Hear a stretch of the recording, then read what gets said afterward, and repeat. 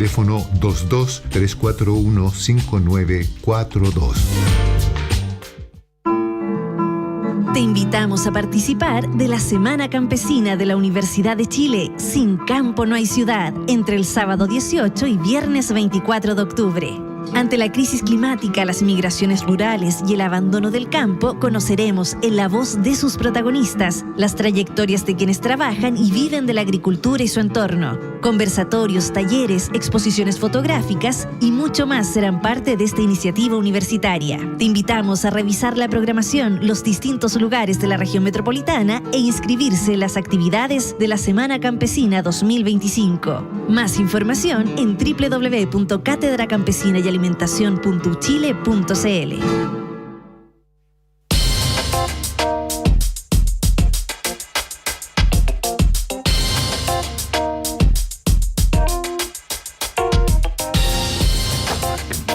Estamos ya de vuelta en Política en Vivo y vamos a tener el gusto de compartir esta segunda parte de nuestro programa con el cientista político, magíster en ciencia política, académico de la Universidad Autónoma, don Tomás Duval. Querido Tomás, muy bienvenido, mucho gusto de saludarte, bienvenido aquí mismo, que es tan grato tenerte presente. Hola Felipe, buenas tardes, muchas gracias por la invitación. Bienvenido, querido. Muchas gracias, Yasna. Oye, ¿cómo has visto este frenesí por las cuentas de luz? ¿Cómo has visto la gestión de crisis, la reacción opositora, etcétera? Yo diría que es un escándalo, ¿no? Todo lo que hay detrás de las cuentas de luz me parece que es un escándalo, digamos. Sobre todo no solamente la equivocación en la fórmula, sino que lo que conocimos ayer, que me parece todavía peor, digamos, que desde el año 2024 esto se conocía. La Comisión Nacional de Energía incluso hizo una licitación para estudiar la fórmula y la declaró desierta, es decir, cosas Pero que esto son... es solo lo de Transelec, ¿no? Sí. No es lo de la... Es que eso es lo que es incomprensible. O sea, yo no sé si es negligencia, no sé lo que es, pero es incomprensible una cosa así dentro del Estado. Entonces, claro, a mí me parece que la reacción política del gobierno no dudó en sacar a Pardo rápidamente del cargo. Me parece que quien gatilló todo fue Janet Jara, quien salió muy temprano a decir, mire, sí, claro. no de alguna manera en mi gobierno eso no sucedería, digamos, sale el ministro de alguna manera. Yo creo que de ahí gatilló ese asunto. Pero sin duda es un golpe duro, yo diría, para el gobierno en esta etapa de campaña, ¿no? Me parece que es una cuestión bien compleja en ese momento, ¿no? Quizás la fortaleza que tiene un biministro que tiene experiencia puede de alguna manera salir de este problema que se tiene, pero sin duda es un costo político importante. Yo creo que eso es así, porque es un tema que llega directamente a las personas, más allá de color político o nada, ¿no? Pero llega en una proporción, Tomás, y yo creo que se han manejado mal en ese sentido, en hacer un poco de pedagogía. La verdad es que el gran golpe en términos del costo de las tarifas es la cuestión del congelamiento. Estos son efectos súper menores en la cuenta. Incluso Yana traía la información que sale en el mostrador, de que hay una consultora que muestra que en realidad ni siquiera se ha cobrado todavía ese sobreprecio. Por lo tanto, ha habido como una falta de explicación, porque yo te diría que la gente está súper confundida en términos que cree que el costo de su tarifa está explicado por esto.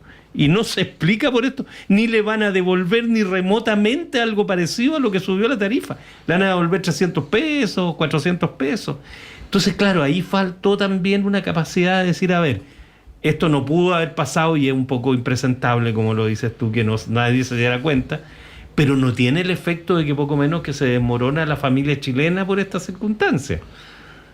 No se desmorona, pero Felipe, lo que está en el inconsciente colectivo es que te cobraron esa cuenta. Sin duda.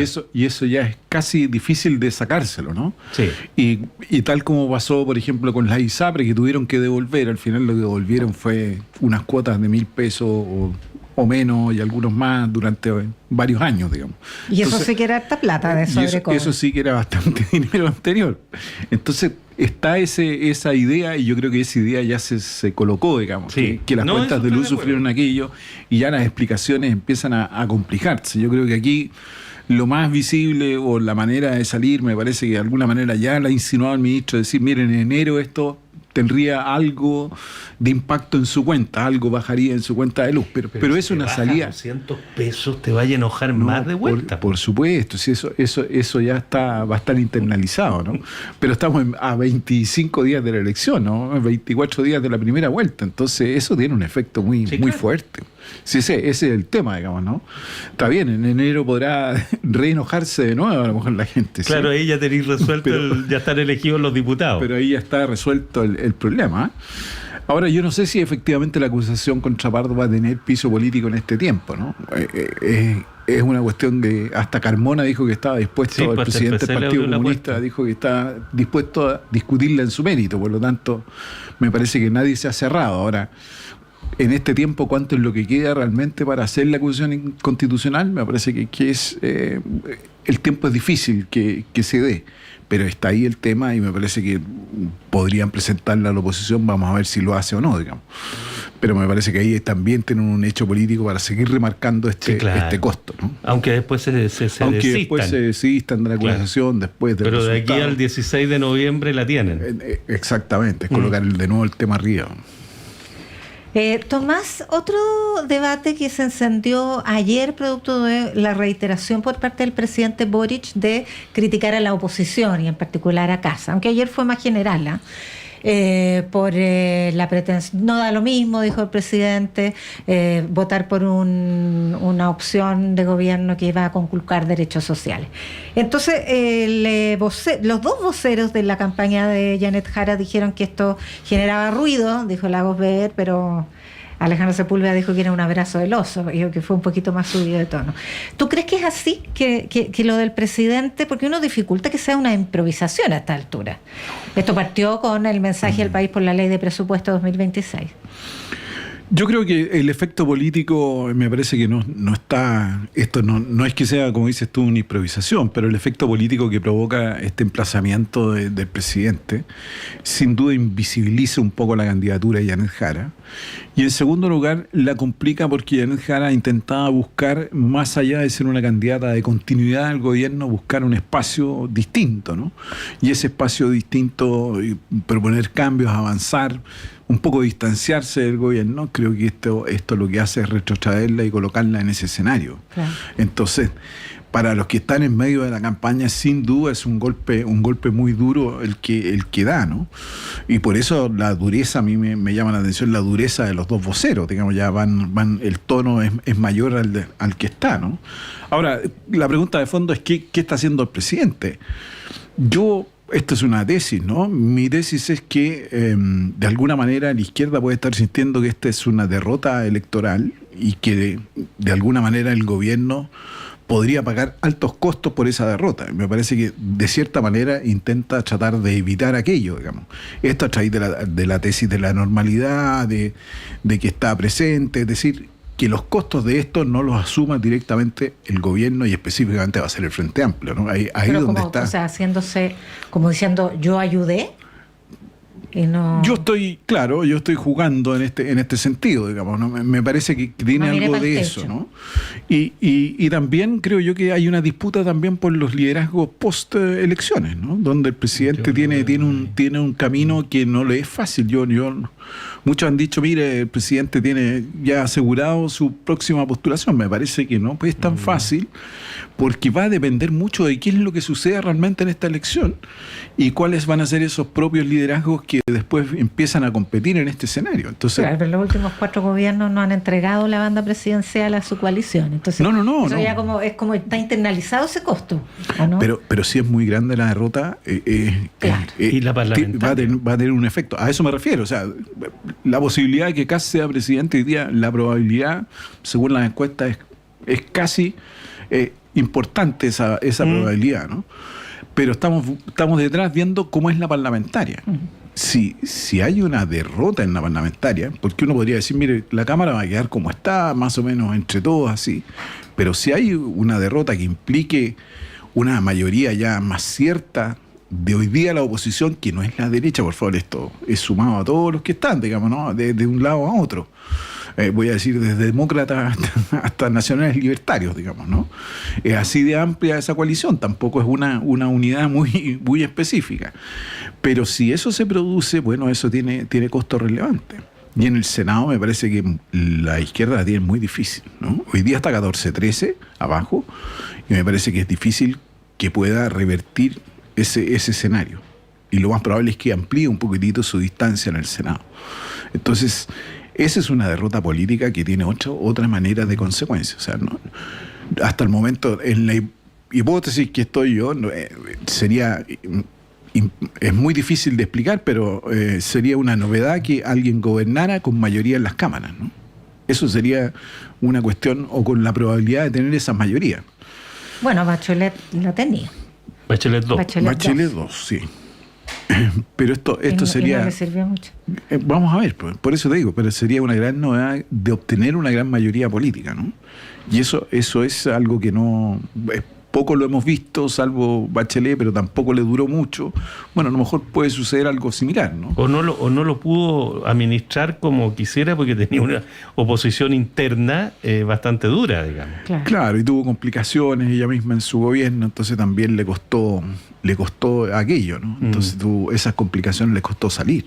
Y en ese sentido, Tomás, yo tiendo a estar de acuerdo en el punto de que la parlamentaria va a ser más decisiva en términos de cuán profunda es una derrota para uno o para otro, más que la presidencial, porque como bien decía Yanna, estamos acostumbrados a que se elija el del lado contrario. Y además del tema para la coalición oficialista, está el tema interno en la derecha, digamos. ¿Qué va a ser de Chile Vamos si tenía a Kast de presidente y a republicanos con libertario y lo otro en la lista ultrona, digamos, con mayoría por sobre Chile Vamos?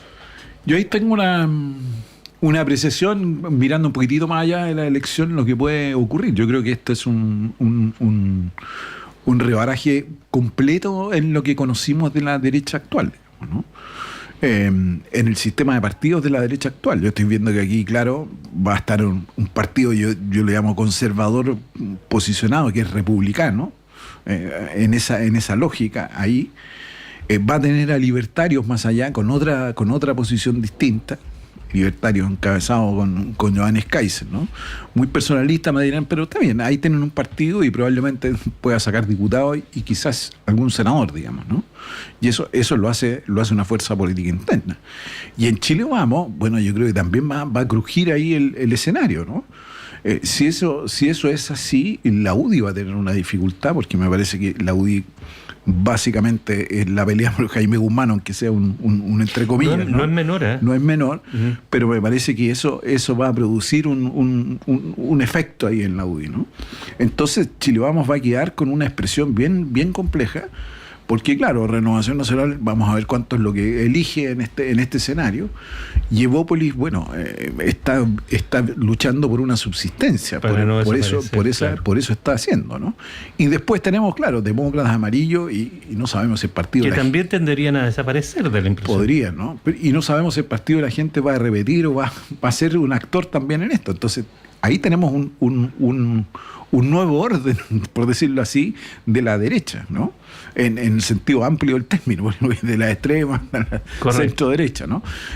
Pero eso es lo que yo estoy visualizando. Ahí están los efectos que se pueden producir de acuerdo al resultado parlamentario. Ahora, en este nuevo orden, ¿cuánto podrá contenerlo la última estrategia desplegada por Matei, que suponemos es la última de verdad de aquí hasta la primera vuelta, que es apelar a la moderación, a la unidad? Es lo que plantea además claramente en su franja televisiva, porque eso puede revertir su votación, pero también puede marcar una línea política respecto al futuro. Yo veo difícil remontar a Matei, no veo que tenga un escenario en 25 días más difícil, ¿no? Es difícil que eso ocurra. Lo que hemos visto, una suerte de desgaste de Kast, básicamente, y el crecimiento de Kaiser, ¿no? Claro, pero el trasvasije y más o menos hay un trasvasije ahí, ¿no? Lo que será relevante es quién sale tercero, ¿no? Preguntándose eso. Lo digo porque en la segunda vuelta no es llegar y sumar a todos los candidatos y sumarlos a unos y otros en los votos, ¿no? Cuando miramos la segunda vuelta de gobernadores con voto obligatorio, ocurrieron cosas bastante disímiles y distintas, ¿no? Las personas toman decisiones de otra manera.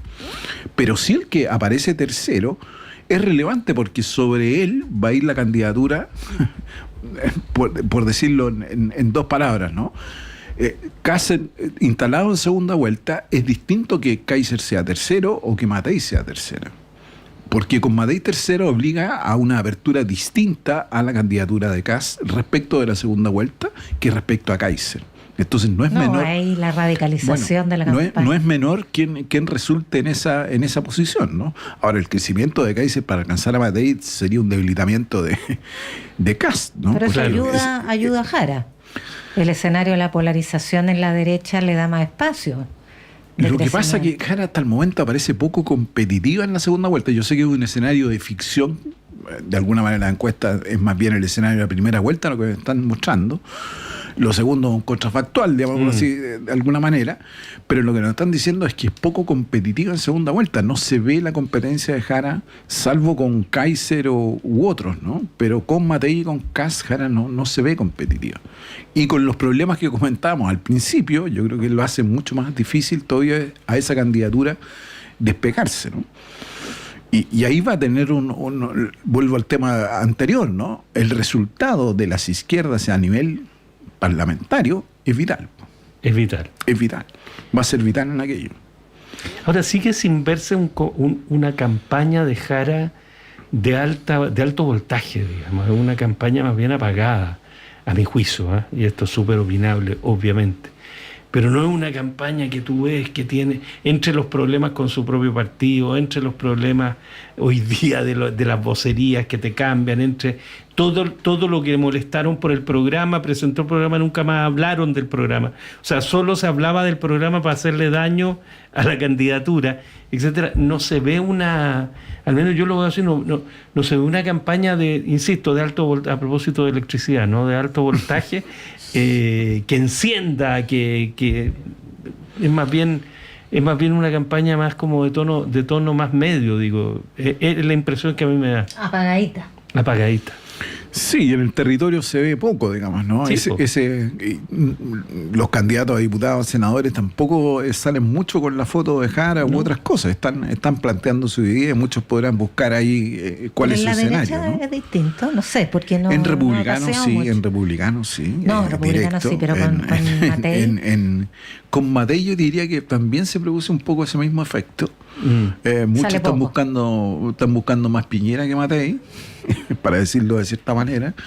Y claro, Matei en ciertos lugares sí, en otros no, pero también se produce un efecto muy similar, ¿no? En que no está esa fuerza territorial detrás. Bueno, lo que ocurre siempre cuando estaba en esta campaña presidencial, las parlamentarias se ven poco, digamos. Y eso es también un elemento, pero no se ve ese despliegue masivo, ¿no? Yo creo que aquí lo que al final puede en algo mover la aguja va a ser o algo de la franja o los debates que vienen sobre el final de la campaña, ¿no? Puede ser generacional. En Tele 13 el próximo. Tele 13. En Canal 13 es el 26. Y después hay uno de Anatel. Y después viene la Archi. Y después viene Anatel. Les quedan tres. Y las encuestas se terminan el 31. Sí. Lo que yo no sé... Pero eso es tan nominal, porque igual circulan. Sí, claro, pero no se pueden comentar. Lo digo por lo absurdo que es. Es totalmente ridículo. Era un sarcasmo. Era un sarcasmo, lo entendí. No lo dije de manera era efectivamente un sarcasmo. ¿Hasta qué punto tomar esta lógica de que todo ocurre en las redes ha hecho que desaparezca los seres humanos de las campañas? Tú no ves nunca un teatrito en alguna parte. No, pero en las ferias sí. Pero la feria, pues la gente va a comprar a la feria. Pero tú no ves, qué sé yo, que en Rancagua, en el teatro de no sé qué, que haya como un despliegue donde veas personas que aplauden, que gritan, que llevan banderas, que le dan... Eso todo pasa en redes sociales aparentemente y no hay nada de vitalidad. Es lo que yo no sé si es un tema de viejo, pero es lo que a mí me pasa, que me hace pensar que son campañas en ese sentido también como apagadas, con poco fervor, con poca mística. Es que esa movilización era cuando el voto era voluntario y los partidos buscaban en sus adherentes más próximos movilizarlos, ¿no? Hoy día movilizar a los electores que van a definir esto es casi imposible, porque están fuera de la política, esto no les interesa. Y por lo tanto van a tomar sus decisiones sobre el final. Y por motivos muy distintos, quizás muy pragmáticos, etcétera, ¿no? Entonces, esos electores básicamente son las redes, las partes, nos gusta o no, es Instagram, es TikTok, donde se informan, o WhatsApp, como algunos también pueden hacerlo, ¿no? Entonces, ese es el despliegue final de las campañas, porque van a atender a esos electores. Estamos en una elección nueva para todos, digamos, ¿no? Desde el punto de vista presidencial y parlamentario, por lo tanto, ese efecto ya se vio, y eso es lo que va a suceder sobre el final. Por eso digo que a lo mejor los debates finales, algo de la franja, aunque hasta el momento la franja más bien están hablando de cada uno a sus nichos, me parece que cada uno está hablando a sus propios sectores y no está ampliando un poquitito su mensaje. Claro, estamos en una primera vuelta donde de eso se trata, buscar sus espacios definidos, ¿no? Pero no ha habido un poco más allá en esa franja. Entonces, ahí donde está, y no es porque la gente vaya a ver la franja, es lo que sale de ahí a las redes respecto de. Lo mismo ocurre en los debates, donde hemos visto que más bien los errores o las omisiones de los candidatos suelen producir algún tipo de efecto. Pero esos efectos no creo que vayan a ser tan sustancial que nos cambien un poco el panorama en el cual estamos hoy día. Oye, el famoso voto obligado o voto indiferente o voto indeciso, ¿cómo se llama la altura, eso? Claro, tiene distintas denominaciones según qué exactamente lo que se le esté midiendo, pero ¿hay alguna posibilidad de conocerlo antes de la última semana? ¿Hay estudios que ya te parezcan, tú porque manejas bien los temas electorales, que te parezca que dicen algo más o menos concluyente? No, que toman decisiones en último tiempo, sabemos que es eso, en los últimos días, y por cuestiones más bien pragmáticas, ¿no?